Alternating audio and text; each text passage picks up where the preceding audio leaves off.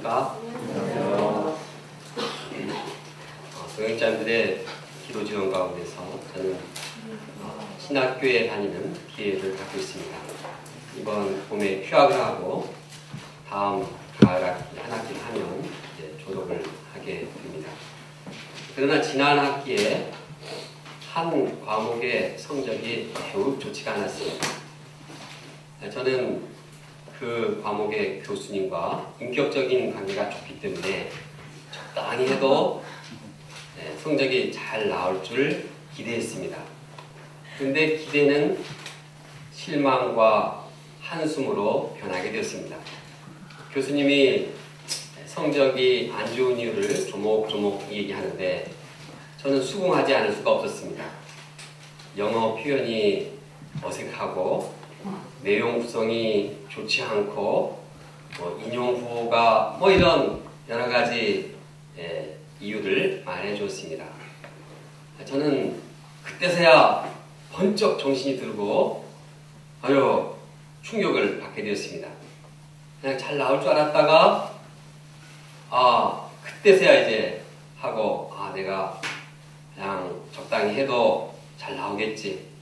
교수님을 아니까 알아서 처리해 주겠지. 내 바쁜 거 다 아니까. 그리고 그냥 장수만 채워가지고 교정도 안 보고 그냥 제출했더니 결국 이러한 일이 일어났습니다. 저는 이 일을 당하면서 예수님의 재림 또 종말의 징조를 생각하게 되었습니다. 예수님께서 재림하시고 나를 심판하실 때 예수님도 분명한 나의 성적표, 인생의 성적표를 주실 거라는 생각을 하게 되었습니다. 예수님이 좋은 분이라고 해서 그냥 적당히 되게 잘 봐주시겠지. 세상과 타협해서 내 본성, 죄악된 본성을 즐기면서 살아도 예수님이 잘 아시니까 좋게 성적이 나오겠지. 이렇게 생각했다가는 큰일 납니다. 예수님은 교수님보다 더 불꽃 같은 눈으로 우리의 좋은 것도 보시지만 우리가 잘못한 것도 다 보고 채점하고 계십니다. 예수님께서는 그때 심판할 때 그것으로 우리 인생 끝납니다. 학교에서 성적을 잘못 받으면 재수강을 해서 점수를 만회할 수 있지만 예수님의 재림 때의 심판은 후회도 그것으로 끝납니다. 그래서 예수님은 이 땅에 사는 재림을 준비하는 제자들에게 너희는 스스로 조심하라. 또한 기도하며 깨어있으라고 분명하게 말씀하고 계십니다. 본문을 통해서 우리는 말세를 살아갈 때 나타나는 징조가 무엇이며 또한 이러한 말세를 준비하는 삶의 자세가 어때야 하는가 배우고 우리가 예수님을 소망 가운데 맞이하기를 원합니다. 제1장 종말의 징조. 제자들은 웅장하고 아름다운 성전을 바라보면서 입을 다물 줄 몰랐습니다. 좋은 사람들이 서울에 와가지고 빌딩에 보고 의리의리한 그 빌딩을 보고 입을 다물지 못하는 상황 같습니다. 제자들은 현재의 그런 모습을 보았고 현재의 겉모습을 보았습니다. 그러나 예수님은 현재의 성전이 아니라 미래의 모습, 화려한 모습이 아니라 미래의 파괴됨 이러한 모습을 바라보게 하셨습니다. 이것이 예수님의 눈입니다. 예수님의 눈은 겉으로 나타난 현재의 모습보다도 미래, 본질적인, 영적인 모습을 보게 하십니다. 예수님은 제자들에게 이러한 미래를 생각하며 미래를 준비하도록 하는 제자들이 되도록 하기 위해서 말세의 징조에 대해서 말씀해주고 있습니다. 말세의 징조는 첫째로 거짓 그리스도의 출현입니다. 말세가 되면 내가 그리스도라 말하는 사람들이 한두 사람이 아닙니다. 세 사람도 아니고 수많은 사람들이 예수님을 내가 그리스도라, 때가 가까이 왔다 이렇게 사람들을 선동하게 됩니다. 특히 그들은 눈에 보이는 능력과 기사와 표적을 행함으로써 사람들을 미혹합니다. 그래서 사람들은 그러한 거짓 그리스도에 매혹되어서 그들을 따라가게 됩니다. 그러나 예수님은 그들을 따르지 말라고, 결코 따르지 말라고 말씀합니다. 왜냐하면 그들은 짝퉁에 불과하기 때문입니다. 신자들은 이를 보면서 짝퉁이 많이 나타나는 거 보니까 말세가 가까이 왔구나 하고 긴장하고 깨어 있어야 합니다. 말세의 두 번째 징조는 끊임없는 재앙입니다. 말세는 작은 소요와 큰 전쟁들이 계속해서 일어나게 됩니다. 이런 역사가 우리 가운데도 이루어지고 있습니다. 역사가인 윌 두런트는 말하기를 전 인류 역사에 그 어디에도 전쟁이 없었던 때는 불과 29년에 불과하다고 말하고 있습니다.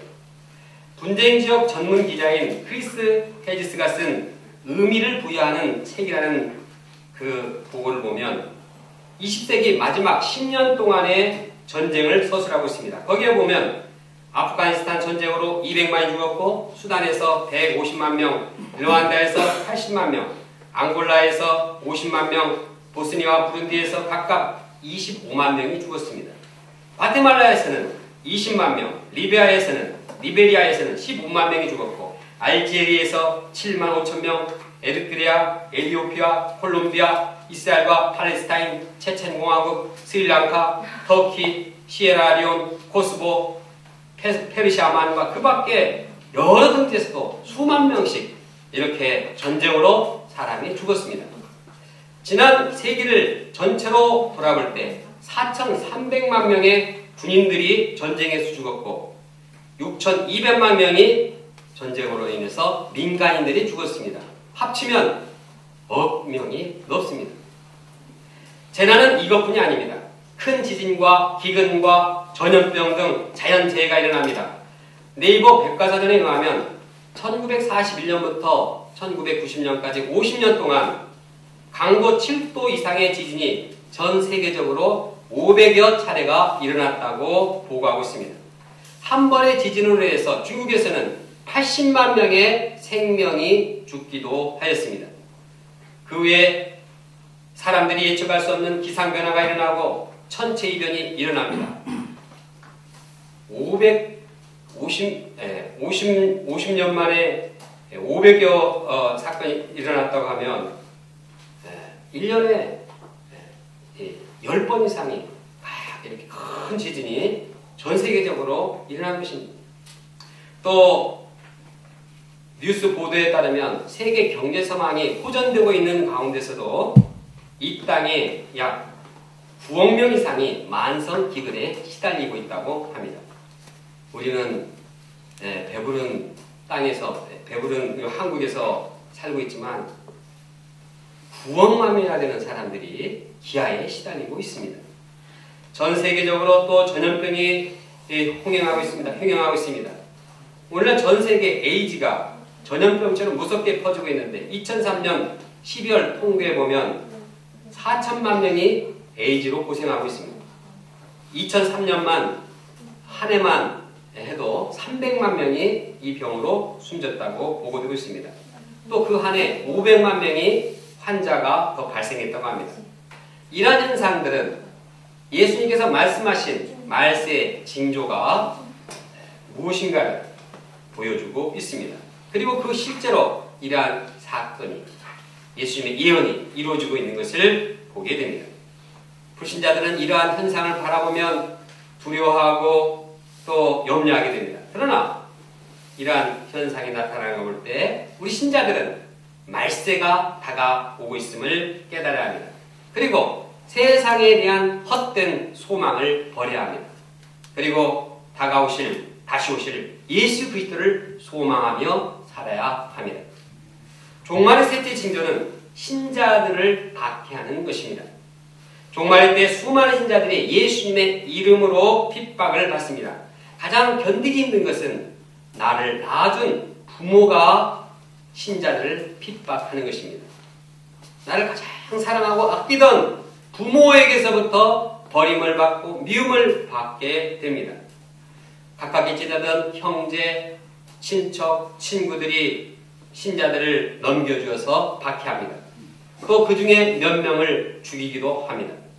이렇게 박해를 받는 이유는 이제까지 신자들이 신자 되기 전에 살았던 삶의 가치관과 신자가 된 이후의 가치관이 달라졌기 때문입니다. 신자가 되기 전에는 가족을 중심적으로, 인간을 중심으로 살아왔는데 이제는 가족 중심이 아니라 예수님 중심으로, 예수님이 원하시는 대로, 예수님 중심, 예수님 더 사랑하고 살아가기 때문에 박해를 당합니다. 그러니까 가깝게 지내던 그 사람들이 신자들을 못마땅해 하고 미워하고 결국 죽이기까지 합니다. 가깝게 지내는 사람들뿐만 아니라 17절에 보면 예수님의 이름 때문에 모든 사람이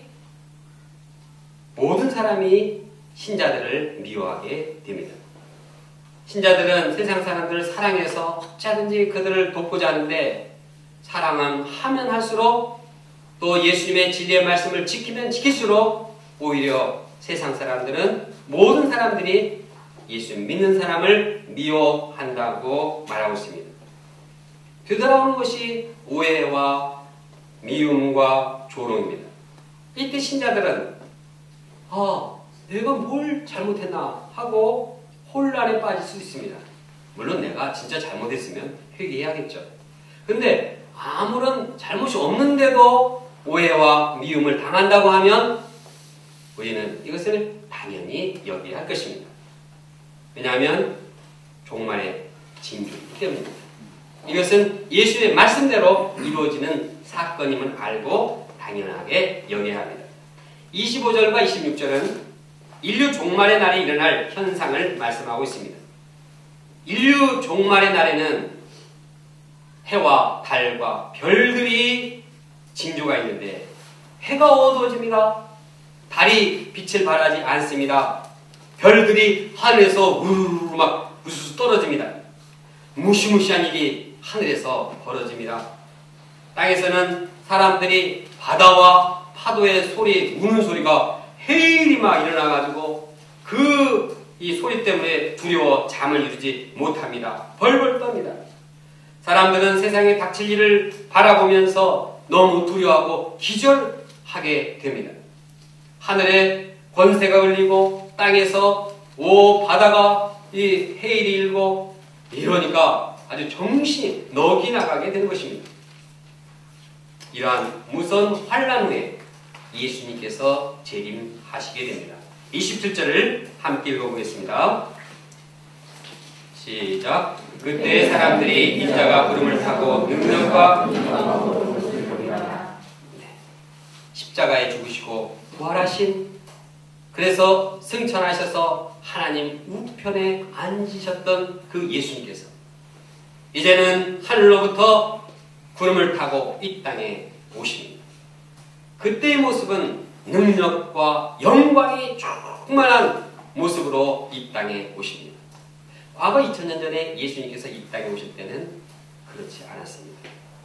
그때는 초라하고 그때는 사람들이 거의 모르게, 왜 그렇게 했을까요? 처음부터 다 알려버리면 예수님의 계획이 진행되기 어렵습니다. 방해를 받습니다. 그래서 예수님은 구유에 짐승들이 거하는 구유에 아주 초라한 모습으로, 아기의 모습으로 태어나셨습니다. 그리고 그때 온 사람들은 부모와 또 베들레헴에서 그 구유에 와 있는 베들레헴 목동들과 또 동방박사 세 사람, 소수에 불과했습니다.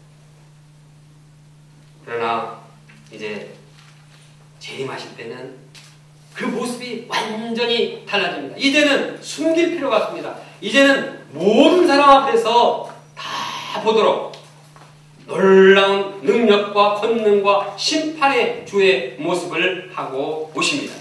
그때는 구름을 타고 능력과 영광과 이 권위와 위엄을 가지고 모든 사람 앞에서 나타납니다. 주님은 하늘로부터 내려오셔서 천사장의 소리와 하나님 나팔 소리가 울리는 가운데 큰 소리로 호령을 하실 것입니다. 예수님께서는 수많은 천군 천사와 함께 왕이요 영원한 통치자요 심판자로서 이 땅에 재림하시게 됩니다. 그래서 온 인류를 심판하시고 이제 믿는 자들은 새 하늘과 새 땅으로 인도하시게 됩니다. 우리의 궁극적인 소망이 여기 있습니다. 우리의 소망은 재림하실 그 예수님을 만나서 영원토록 하나님 나라에서 사는 것입니다. 우리의 진정한 소망은 땅에 있지 않습니다. 땅은 다 사라집니다. 빌딩도 사라집니다. 지구도 사라집니다. 그러나 재림하서 우리와 함께 하시는 예수님은 영원토록 우리와 함께 하십니다. 그리고 새 하늘과 새 땅에서 우리는 영원한 하나님 나라에서 살게 되는 것입니다. 그러므로 우리는 이 땅에 살지만 우리가 궁극적인 소망을 다시 오실 예수님과 함께 영원한 하나님 나라에 두어야 하는 것입니다. 물론 그렇다고 해서 우리가 현실 생활을 금지라는 말이 아닙니다. 이 땅에서도 자기가 맡은 직분을 충성과 지혜를 다해서 열심히 해야겠죠. 그러나 궁극적으로 우리의 삶의 비중은 다시 오실 예수 그리스도, 재림하실 예수 그리스도에 두어야 하는 것입니다. 예를 들어서 한국에 오신 우리 2세 성교사님들은 현재 한국에서 생활하고 있습니다. 이들은 한국에 머물고 있지만 얼마 후에는 이제 미국이나 자기가 가야 할 그 선교지에 다시 갈 것을 염두에 두고 살고 있습니다. 우리 최제임스 2세 선교사님은 보다시피 한국에서 지내고 있습니다. 그러나 5월에 미국 캠퍼스에 들어갈 것을 염두에 두고 서울대학병원에서 인턴 생활하고 이렇게 한국에서 생활하지 않습니까? 그곳에 미국에 어머님도 계시고 동생들도 있고 친구들도 있고 공부를 거기서 해야 되고 그러니 한국보다 미국에 비중을 두고 그 염두에 두고 준비하는 것이 당연하지가 않습니까? 이와 같이 우리는 현재 이 땅에 살지만 얼마 후에는 우리가 영원토록 하나님 나라 예수님의 재림 때 오실 새하늘과 새 땅 여기에 이것을 염두에 두고 사는 것은 당연한 일인 것입니다. 우리는 분명히 예수님의 재림을 맞이하게 될 것이고 영원한 하나님 나라에서 살게 될 것입니다. 그러므로 우리는 현재를 살지만 우리는 항상 재림하신 예수님을 바라보며 그분을 염두에 두고 영원한 하나님 나라에 살 것을 생각하면서 그때를 준비하며 살아가는 것입니다. 만약 우리가 마음에 다시 오실 예수님이 마음에 없다고 하면 영원한 하나님 나라에 대한 소망이 살아있지 않다면 우리는 마음으로부터 회개해야 합니다. 우리가 현재를 살지만 미래를 생각하며 하나님 나라 예수 그리스도의 재림을 항상 생각하고 염두에 두며 이를 소망하며 살아가는 제자들이 되어야겠습니다. 제2장 재림을 준비하는 삶. 예수님께서 말씀하신 종말의 징조는 우리가 말했던 것 같이 지금도 종말의 징조가 이루어지고 있습니다. 언젠가는 반드시 예수님은 다시 오십니다. 그러면 우리는 이 날을 어떻게 준비해야 할까요? 예수님께서는 소극적인 면에서 조심해야 할 것이 무엇이고 적극적으로 해야 할 일이 무엇인가를 말씀하고 있습니다. 먼저 우리가 조심해야 할 일이 있습니다. 34절을 함께 읽겠습니다. 34절입니다. 시작. 너희는 스스로 조심하라. 그렇지 않으면 방탕함과 술취함과 생활의 염려로 마음이 둔하여지고 뜻밖의 그날이 덫과 같이 너에게 임하리라. 우리는 주님께서 언제 다시 오실지 정확한 일시를 알 수 없습니다.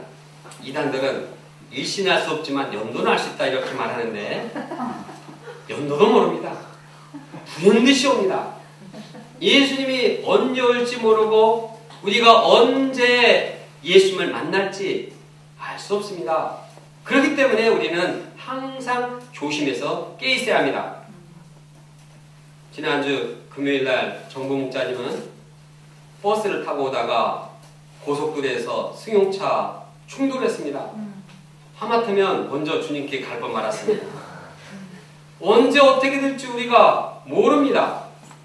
예수님의 재림도 오늘 올지 내일 올지 모릅니다. 그러므로 우리는 항상 깨어서 준비합니다. 뭐 2000년 전에도 그렇게 말씀하시지 아직 안 왔으니까 뭐 안 오실까 이렇게 생각하면 안 됩니다. 기도하고 항상 조심해야 합니다. 조심해야 할 것이 무엇입니까? 특히 세상의 물질주의와 쾌락주의의 영향으로부터 조심하고 경계해야 합니다. 물질주의와 쾌락주의가 주는 그 유혹이 무엇입니까? 방탕함과 술 취함과 생활의 염려입니다. 여기서 본문에 나오는 방탕함이라는 것은 영어로 dissipation, 즉 낭비라는 뜻입니다. 우리의 힘을 낭비하고 우리 정력을 낭비하고 시간을 낭비하는 것입니다. 예수님의 재림을 준비하는데 왜 우리의 인생을 거기에 초점을 맞추지 않냐고, 왜 우리의 죄악된 본성을 즐기면서, 왜 세상에 따라가면서 시간과 힘을 낭비하게 됩니다. 많은 사람들이 시간을 많이 낭비합니다. 쓸데없는 인터넷 쓸데없는 게 아니라 인터넷을 쓸데없는 시간을 많이 낭비합니다. 음란 사이트에 들어가서 많은 시간을 낭비하고 필요 이상으로 게임을 하면서 낭비합니다. 또 TV도 그냥 한번 잡히면 계속 거기 그냥 멍하게 보고 이 프로그램 끝나면 저쪽 채널 눌러서 또 보고, 이게 시간 낭비하는 것입니다. 이 경계해야 합니다. 조심해야 합니다. 또 많은 사람들이 술에 취해 삽니다. 우리나라가 알코올 소비율 세계 1위라고 합니다. 우리나라는 참 술을 좋아하는 나라입니다. 참 노세 젊어서 노세, 술에 취하지 않는다면 무슨 맛으로 사나, 이런 말을 듣습니다. 그러나 조심해야 합니다. 경계해야 합니다. 또한 우리 신자들에게 있어서 가장 큰 유혹은 생활의 염려입니다. 참 염려거리가 참 많습니다. 돈 염려, 또 집 염려, 자식 염려, 건강 염려, 학문 염려, 직장 염려, 염려가 끝이 없습니다. 이렇게 염려가 생기다 보면 그냥 힘이 떨어지고 영적으로 마음이 둔해집니다. 염려를 많이 하다가 예배를 보러 하면 그 염려 때문에 그냥 지쳐가지고 예배 볼 때 좁니다. 지금 메시지를 듣는데도 그냥 마음에 말씀이 영접되지 않고, 이 봄날에 재밌는 일 없나, 내 직장 생활을 어떻게 하나, 이런 생활을 가득 차서 말씀이 윙윙 이렇게 마음에 안 들어가고 머리에만 왔다 갔다 하는 이런 사람이 있다면 이것은 참 세상의 영향을 받은 것입니다. 이러한 현상은 우리가 조심하고 피할 것입니다. 우리 마음을 빼앗기지 않도록 조심해야 합니다. 방탕함과 술 취함과 생활의 염려를 경계하고 멀리 해야 하는 것입니다. 예수님의 재림을 준비하면서 적극적으로 해야 할 일은 끼어 있는 것입니다. 36절을 함께 읽겠습니다. 시작. 이러므로 너희는 장차 올 이 모든 일을 능히 피하고 인자 앞에 서도록 항상 기도하며 깨 있으라 하십니다. 우리는 깨 있어서 뭘 합니까? 그만 말한 대로 방탕함 없애고 경계해야 되고, 술 취함도 경계해야 되고, 생활에 염려를 하지 말아야 합니다. 생활에서 염려하는 것이 그건 당연한 일인데 염려하고 어떻게 사나? 염려 안 하는 게 문제다, 이러면 안 됩니다.